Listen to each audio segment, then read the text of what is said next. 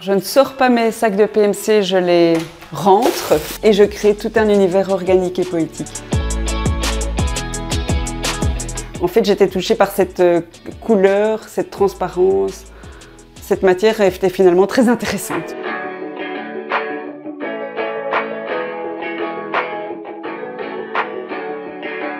Au début de mon travail, c'était simplement des bouteilles d'eau que je buvais moi-même.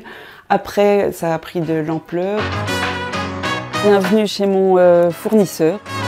Je stocke toutes les bouteilles que des personnes m'apportent, me conservent. Je voudrais essayer de refaire un peu ces pistils de cette fleur, donc je vais partir de cette bouteille. Dans ce cas-là, je travaille simplement à la bougie. Il y a vraiment quelque chose de magique qui se passe à ce moment-là, de déformation un peu aléatoire, légèrement contrôlée, mais quelque chose de libre qui se passe. C'est encore en projet et j'ai pas encore été abouti, mais l'idée d'en avoir vraiment énormément, comme un énorme pissenlit par exemple. Et après, on peut y voir un jet d'eau. Chacun peut un peu y voir ce qu'il veut. Je vais créer une esquisse de libellule, mais certaines personnes n'y voient pas une libellule, mais voient des feuilles d'érable, ou des papillons, ou un volcan, du feu. Tout ne doit pas être dit. On peut laisser place à l'imaginaire du spectateur aussi.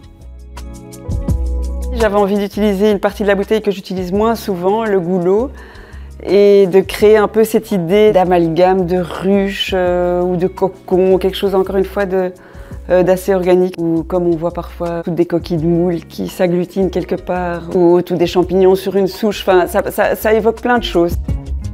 Je suis vraiment nourrie et stimulée par la nature, ça c'est évident. Je vais être en contemplation devant un brocoli qui pousse. Je déforme le plastique, mais parfois je le perce. J'ai essayé sans que ce soit vraiment abouti un peu un système d'écailles, des mises en couleur.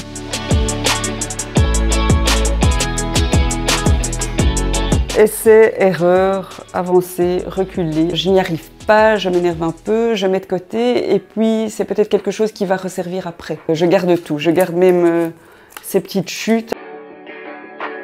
Je cherche toujours, je ne sais pas encore exactement comment en faire, mais je trouve qu'il y a en tout cas quelque chose d'intéressant qui se joue. J'utilise vraiment toutes les parties de la bouteille.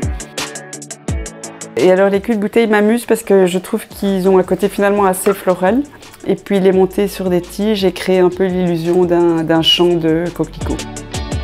Alors qu'en soi, ce sont des culs de bouteille montés sur une tige. Donc, beaucoup de recherche, la façon dont on peut agencer les choses. Comment faire pour que tout à coup ça se transforme en poésie.